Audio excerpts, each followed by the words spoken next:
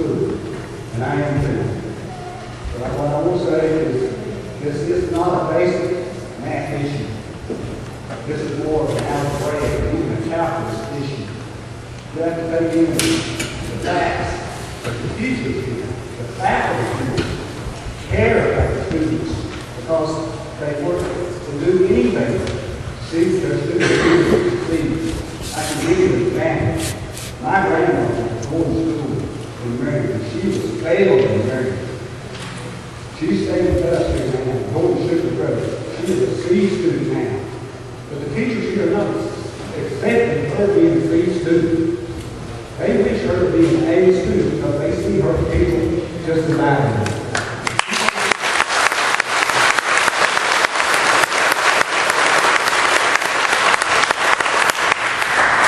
She comes to school early. She stays late. Teachers work with her to improve her grades. See that she is an A student. These people here today, that is what school is all about. We have to look to the future. We can't look just today. I don't even use position. I really don't. I'm a young man. I've had to try to balance my family budget for years.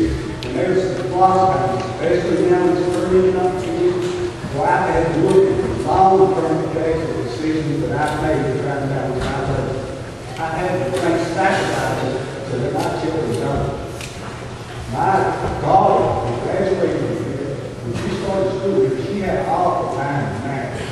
Her teachers went out of their way to help her with it. When she went to college, she just finished her first year of college. She took her test. She got to start out as a calculus, which would have never happened if her teachers hadn't been there to help her with that basic math problem that she had. I've seen the results in my own family. I've seen when she went to Marion, she left here to Marion, and some of her teachers did not have the same attitude as teachers here had. And she had problems with chemistry because her teachers did not have that same attitude. And I had to personally intervene and talk to those teachers to try and correct this problem. It's not an issue here. The teachers will call me. They will inform the parents. They will send notes on them. They'll do whatever it takes here to see that those children are educated. And the education of our children is our future.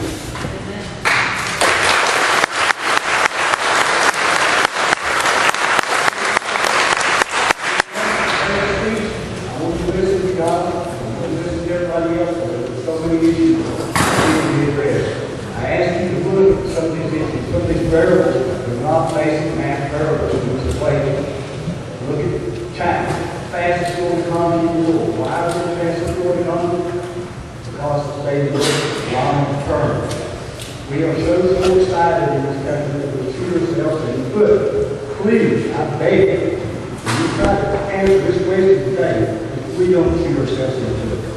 That we educate our children the way they need to be educated. Cut this short. I'm like, here we go, you're too long already. I don't know what to say about that. Now somebody else is speaking. Thank you.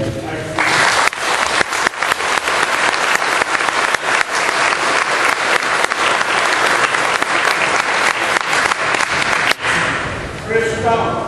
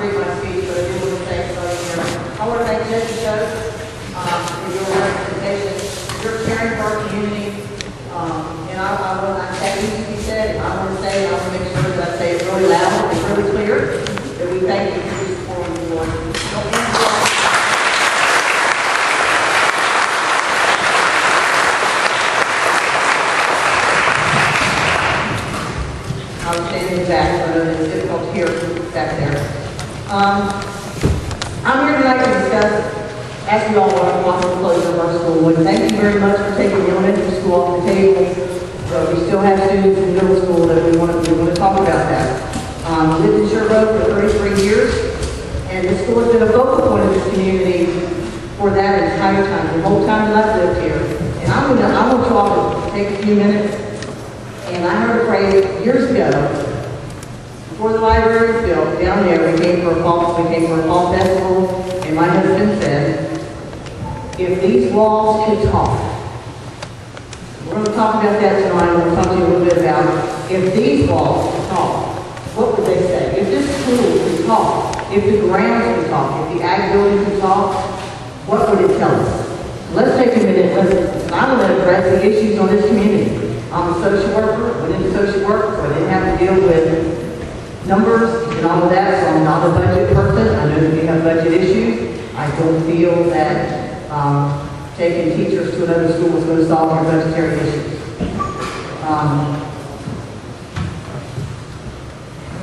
One would think the importance of closing the school or keeping the school open would go without saying. Apparently, because we're having this meeting tonight, it needs to be said and it must be said that we need to keep our school open. If these halls and grounds were talking, I wonder what they would say. Let me take you on a little tour of our school. First, let's talk about the halls. The halls tell us about all the events held here for so many years. The Fall Festival. As long as I've been married, there's been a Fall Festival here. It was different before they built the library, but it's still a Fall Festival, and it's here. They would tell us of the games played, the teacher conferences that are held. I attended many teachers' conferences. Both my kids went to school here. My husband went to school here. The childhood romances that began here at a 6th grade dance and carried through the high school and after. The friendships that began in kindergarten. I was standing back there next to one of your teachers here that went to school with my daughter. Those friendships last a lifetime. They're sustained through high school, college, and beyond. They would tell us at the times, the walls would tell us at the times they overheard a student tell the teacher how difficult things were at home. And how the teacher put their arm on their shoulder and said, you know, you can do it. You can go on. You're strong. You're smart. You can do it, and things will get better. That's what our teachers do here. Yes, they teach book learning, and another one would say that they teach many other lessons. These teachers. Today's Teacher Appreciation Day, and I want to appreciate the teachers. I don't have kids here anymore, but I want to appreciate the teachers that are working here and in all schools.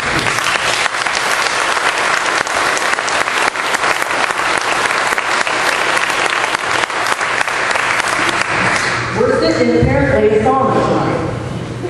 It's warm, but let's talk about what would the gym say? What would the gym say if it could talk? It would tell you about all the events held here, the community-wide services held here, honoring the memory of our loved ones. Our community memorial service is held here. If a recording could be played, we would hear the tears falling to the floor when loved ones' names are mentioned and a candle is lit for that person.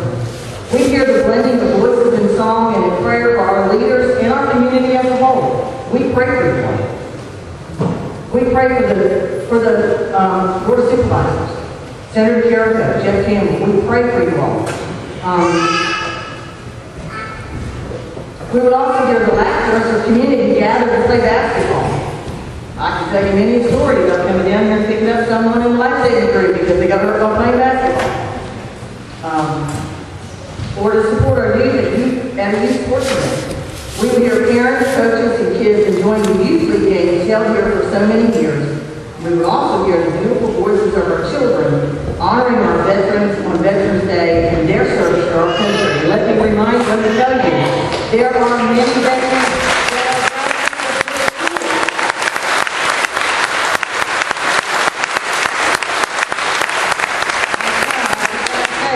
is a Rocky War veteran, and there are many others.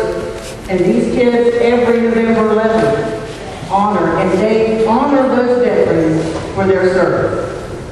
Let's move on to the cafeteria. Wow, a lot goes on in there. Let's take a moment and listen to the voices of the community coming together to celebrate a meal in honor and support of our volunteer fire department. If we listen closely, we would hear political candidates telling us how they would serve us, As you see, these halls give us opportunity to get to know those who wanted to serve us, and ultimately, through the democratic process, have served via elected office. As a parent, I ate many meal in the cafeteria, as did my kids' grandparents. We didn't do this to get a free meal. I eat cafeteria food. We didn't get it to do a free meal. We came to show our love and support to both our children and those educating them. Second, let's leave the halls and move over to the Ag building. There's been a lot of votes casted over there. A lot of votes have been cast over there. Those votes are an opportunity for our community to share in the democratic process. We would be able to hear the voices of mature farmers sharing their wisdom and knowledge with our future farmers of America. The shop is open on Thursday nights to allow our young people to learn not just about the trade, but about life. If we listen closely, we may be able to hear advice being given about relationships, about becoming better citizens, and certainly we would hear the importance of hard work. Finally, let's move outside. There's a lot that goes on outside here. If you just walk out the first Saturday of each summer month, our community has a farmer's market. People walk around. Folks from outside our community are milling around the farmer's market. They're communicating. Entrepreneurs are selling their wares. Farmers are selling their crops. And again, the community is bonding. We get together. This is the place of bonding for our community. It's a place for our kids to learn, but our kids learn how to establish social relationships in the younger years here at this school. Let's walk around the building, bench around to the ball field and the grounds. The playground is down there at the top of the hill. It's beautiful. It's an awesome playground. Wasn't here when my kids were small, but it's an awesome playground. The equipment can tell us about the countless hours spent by children and parents alike on the equipment. You see, the playground is a gathering place for parents of young children to allow them time in the fresh air and learning how to interact with each other. We learn how to interact with each other long before we get here. And some of that starts on the playground. Now we'll go down to the track. Wow, that was an addition to our community. I've walked many a mile around the track with friends, bonding with each other, other members of the community. I've been on the track assisting the Forest Service in training their guides for mountainous terrain, fighting fires, and working the mountainous terrain. I stood by and watched them in the heat of the summer do their training and make sure that they were safe. The track will tell us countless stories and conversations regarding home, family, community, church, and many other topics. Let's venture on the inside of the track. What goes on the inside of the track? That could tell us that's our ball field. As a parent, I spent many evenings there watching my children learn to play baseball, learn to play t-ball. I watched them as well as many other kids learn the importance of teamwork and sportsmanship. Kids gathered here to play a friendly game of basketball or baseball right down there on the field. Whether it's a community event, they gather there. I see them all the time down there playing basketball. Kids gather here to play a friendly game. The Rye Valley Christmas Parade begins on that ball field. Floats arrive, the band arrives, fire and EMS departments line up as well as many others. We start here so that our whole community can enjoy the entire parade and can share and enjoy the holiday season. They start here. If the field could talk, it would tell us of the many community events held here for many years. Events like the beauty picnic. I remember well our community coming together to share a meal, play games, have an auction to raise funds for the fire department, enjoy good music, all those things. Just this year we started another tradition in our community, and that is our Easter egg hunt at the Hillwood ball field. Wings brought the Easter bunny in while the children and parents watched. Over 3,000 eggs were hid throughout the area, and no child for home in the handy. Our hopes are to continue this tradition as well as community picnic again later this summer. There is no better place in Sugar Grove for our community to come together for so many different events. This is the nucleus of our community. If we listen close, we'll hear the ball field talking many times we served as a landing zone for a helicopter to pick up a critically injured or critically ill patient and transport them to a hospital. Is it the only landing zone? No, it is not. They can land, those pilots are good, and they can land almost anywhere. But the ball field is the preferred landing zone because it has easy access for the ambulance to get the patient as close as possible for loading. I've attended many trainings here on the ball field to ensure that our fire and rescue personnel are ready to load patients safely. You see, I can picture this school with arms outstretched. Just imagine. It's a building. It's not human. Doesn't have a blood pressure. Has a pulse. I hear part of the pulse back there. That's the teacher's pulse.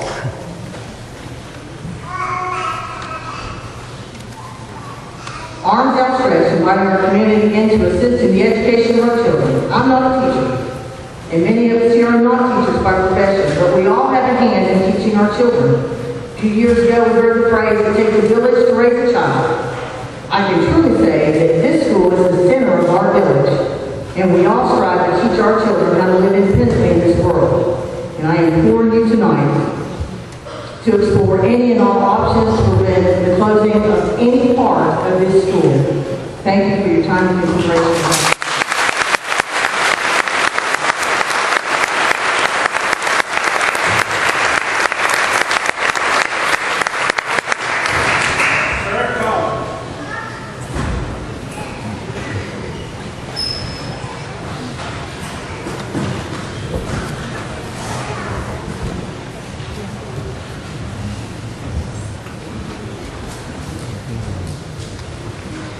My name is Sarah Combs, and many in the community will associate me with the community website. I've had the privilege of operating that for almost a year now, and through that website I've been able to see a lot of involvement in the community that is expressed on the website, and a lot of times I advocate for the community members. Tonight, there's been a lot of good points made, and I'm not here to talk about the website or on behalf of anyone. I'm here to address the board as a registered voter and a taxpayer in the Sugar Grove community. And a lot to be said about our community. One thing that is very prominent is that our community does not have access to the same resources as the rest of the county. I've made that statement many times, referring to many things. Our school is a resource. We need to keep that resource in the community. Taking our school out of the community would place Sugar Grove at a great disadvantage in Smyth County. And I'm not going to stand before you tonight and reiterate all the points that everyone before me has made, because I think you are already aware of this. One thing that I would like to mention to the board, again, this is my speaking as an individual taxpayer, registered voter. I do feel that it is not the responsibility of the taxpaying citizens in Sugar Grove to figure out how to fix the problem at hand. This is the responsibility and task of the school. It's your duty as elected officials to see that funds are appropriated responsibly and effectively, and to curtail any reckless spending whenever it happens. Furthermore, you're obligated to support the welfare of the children and the community you represent, and to make decisions based on appropriate public input. As described in the Virginia School Board Association's Code of Ethics for School Board members. I think we have a pretty good example of public input tonight, and I would encourage you to take note of that commentary from our community, and I would encourage you all to vote accordingly. The people of Sugar Grove should not have to pay for the arbitrary decisions in their expenditure of funds by having our school closed to cover the cost of ongoing agendas to consolidate the school system centrally in America. And that being said, now I'm going to move on to the community-based commentary. We have collected over 800 signatures on a petition which was an online petition, as well as paper copies combined that come from the citizens of our community and district. And that number reflects the number of people that do not want to see our school move anywhere. They do not want to see the middle school move. They do not want to see our school closed. I will be presenting this petition to the school board whenever the final numbers are counted, and probably the board of supervisors and anyone else who might have a copy to assist in our budgetary problem, if that might help. And I will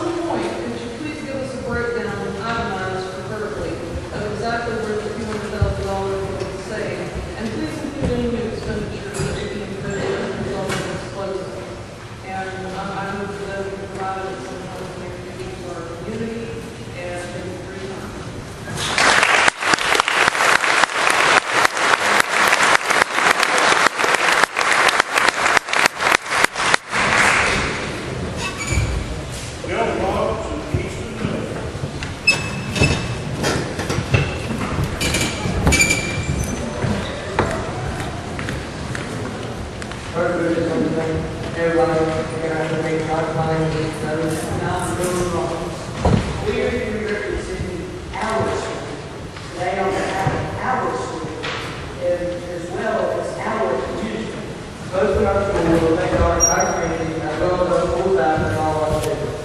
If the school closes, our town will have virtually nothing left. This school will significantly help our community. Plus, if we do close this school, property value will decrease. We also believe this school gives more opportunity for the lot of families, special needs children, sports opportunities, and much more. Just think about all the kids that won't get the opportunity to go to this school. I'm aware we haven't seen our budget to make that show, and I believe that we can make this budget work if we spend this money in our areas. Why can't we try something other than closing all the parts of our school? Why aren't the other two schools that have been closed? There are many other things we could do other than close. As your church mindful, we are in school. We're a family. And that's not just a school. That goes for our whole community. We're a family. We're not just a school. We're a family. We're a whole big family. We have come up with so many reasons that we won't take a rubber and shut up. We can extend, or we can decrease the school days out of the week, sending kids to school 4 days out of the week, and extend those hours of the school days by 1 hour. If we do this, we're saving money on fuel, buses, heating, lighting, and water. Guys, just thank you. There's history of these that we didn't continue in this class. Virginia is the only state that does not do it. Energy efficiency. This way, both sides of the strictly no overheating. All we need to do is not say this.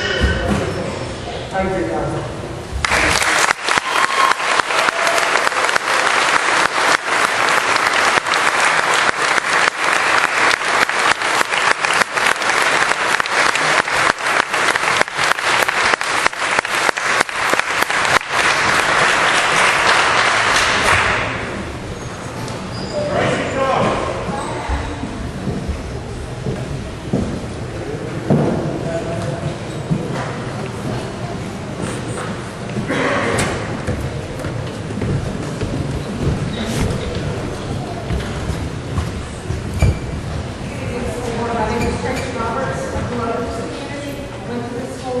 I own 2 restaurants here in Smyth County.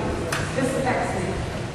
It concerns me, and it's a concern for our entire county, not just the community. Let me explain my position. Over the years, we've been in business in Smyth County since 1984. I've seen our county grow with industry. I've seen our county fall off as the industry has left. I certainly believe, and I truly believe, that in order for us as a county to bring in more industry that our county desperately needs, therefore raising our tax base, raising revenue for the school board, raising revenue for the board of supervisors, we need to look at the bigger picture. And I think closing one school, or even partially closing the school, is going to cause those businesses that would otherwise look at coming into our county to maybe step back and think that maybe the county does not have the education base that they're looking for. Because in order to have a good employee base, you have to have a strong education system.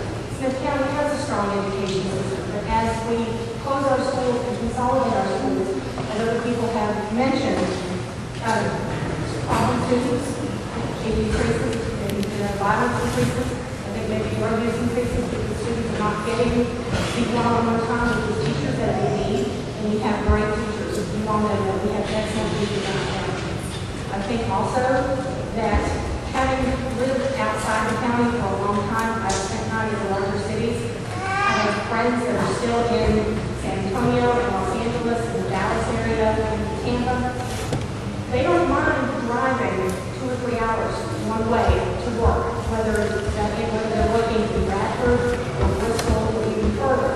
What we need to look at is keeping our state strong, keeping our community strong, keeping people grow strong, so that parents are coming here, living here, and having a good school like Sugar Grove where their children are safe, well educated, and well taken care of, while they can drive to wherever they need to work. So those are my 2 points.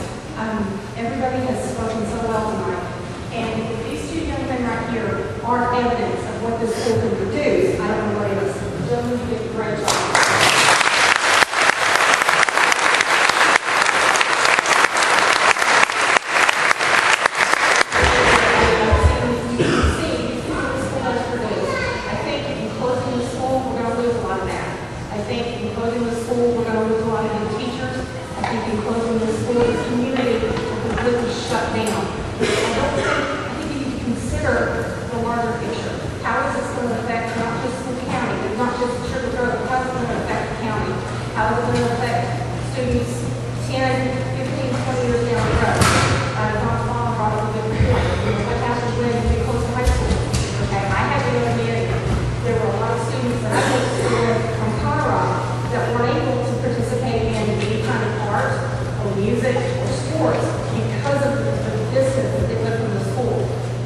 With the middle school gone, it's going to cut that even further.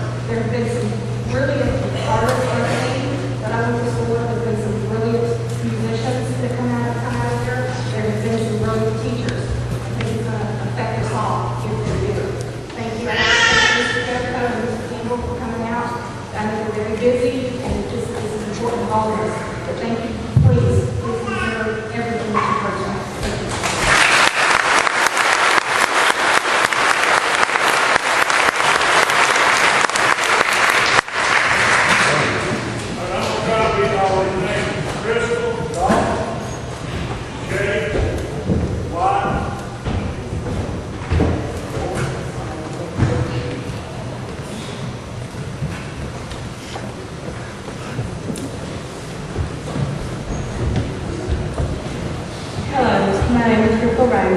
I am proud to have two sons go here. This is awesome. My husband outside of my husband. But I am so proud to be a member here in this community. I'm actually from camp. I am very proud of the teachers here. I'm also the vice president of the PTO. I'm also the volunteer for the school. I do help the school a lot. I do help them with the field days. I would like to start out with why do we have to shut the school down? It's not only going to affect the students and the parents, it's going to affect the community. If you can shut this one down, why don't you shut the Ridge Valley down? They have two schools in that area in the same field. If you can, shut one down and combine them and keep our school here. We need this school.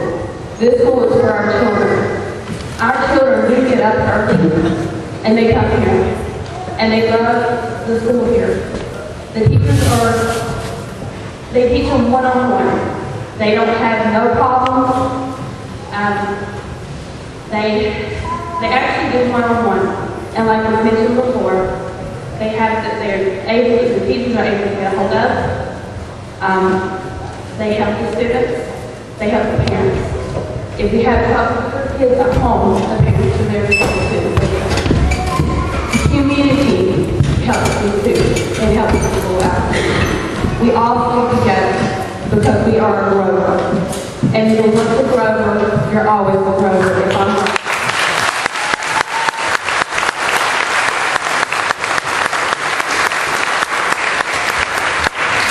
In all conclusion, I hope and pray to keep the elementary and the middle school Christian Referral School together. We all like to stick together as a school, as a community, and like I said before, we're all brothers. Thank you.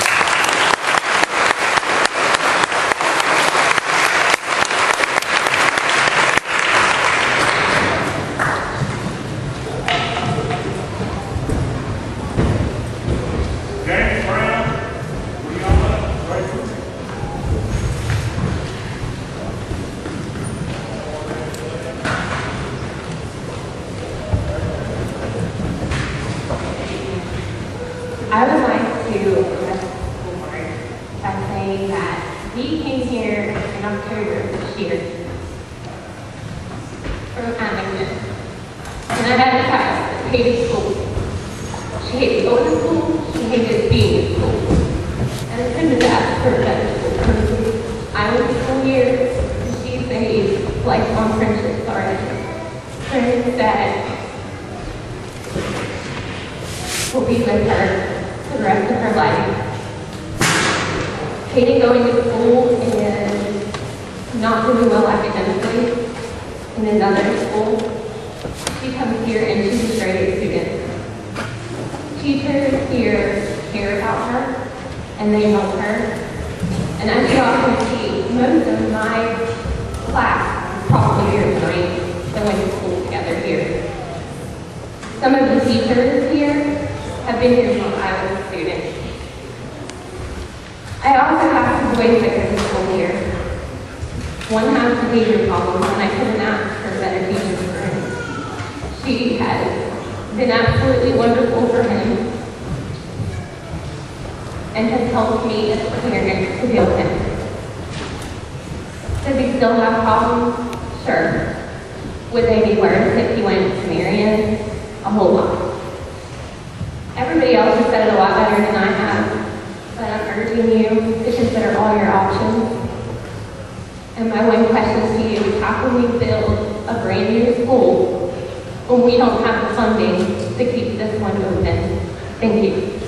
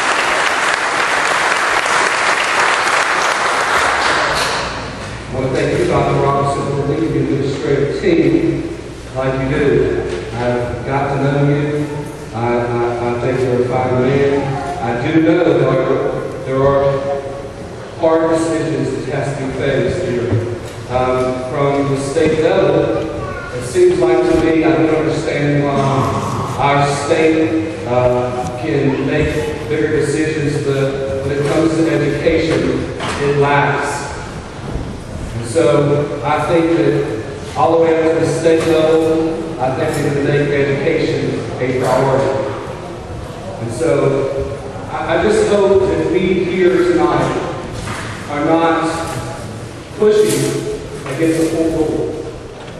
I hope that you will hear our cry. I hope that you will go back and I hope that you will rework the budget. I hope that you will see that we are privileged. I am privileged that I am privileged by God that I live in this community of Sugar Grove. I love the people here. I love all these kids. I know you do as well. And I know that it seems like the talk every year is for needing more money. And it seems like the only way that you can get money is to close our school.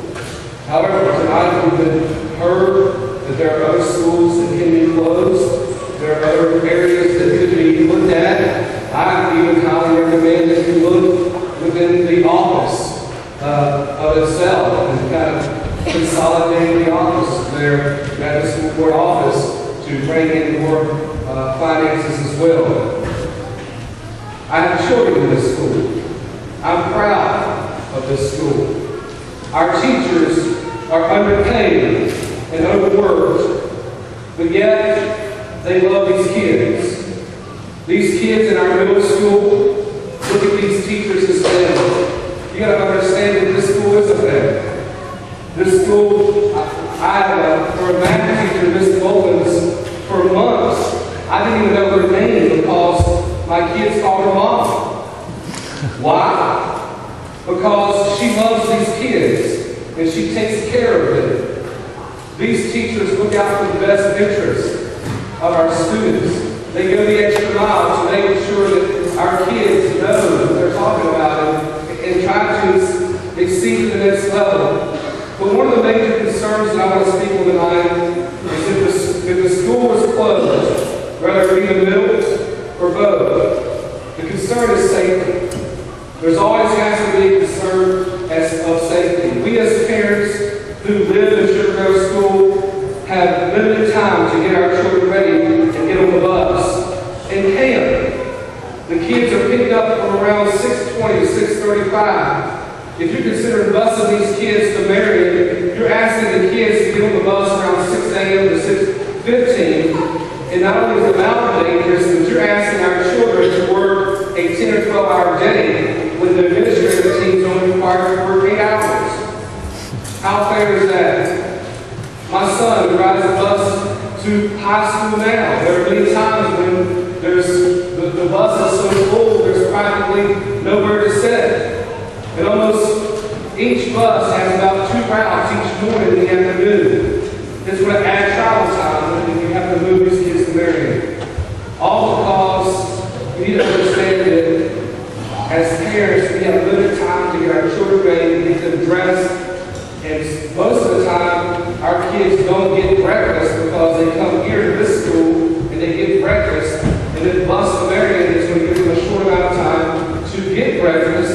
And so, as we look at it now, you can see for yourselves that for the most part, the lunches are given in smaller size as well. So, most of the time, I know my kids, when they come home, they're starving, they're grumpy, and they want food. And so, if you're going to make them travel an extra 20 or 30 minutes on the bus, imagine what the bus driver is going to have to pay. I want you to understand that we love our children. We thank you for your service. And I want to pray for you right now. Heavenly Father, we thank you for our community. We thank you for the community of Sugar Grove in which we all love. The people here, and just coming out tonight, it is seen as relevant that we love our community. And so we're asking tonight that you have divine intervention on the school board. I pray that you work with them. I pray that you work with our state level representatives as well. That Lord, that you just be with Senator Carrico and Lord Jeff Campbell and everyone who makes decisions to make our school system all the way down the line to give money, to make education a priority. Lord, I pray for Jesse and the team here, Lord, the school board office, God, I pray that you just be with them. I pray that you strengthen them. I pray that they come together and work what needs to be done, and that is to keep a small community school open for the betterment of the students. I pray for Dr. Robertson that you give him clarity, that you help him, that you guide him, and that you direct him in all points of truth. We thank you. We praise you for who you are, for your God. In the precious name of Jesus we pray. Amen. Amen.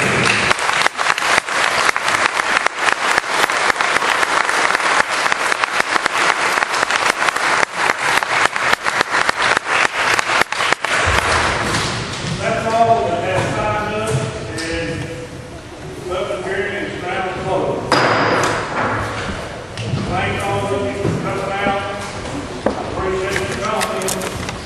And the board does too, because we've got some decisions to make that nobody wants. Hopefully we can come up with something. Everybody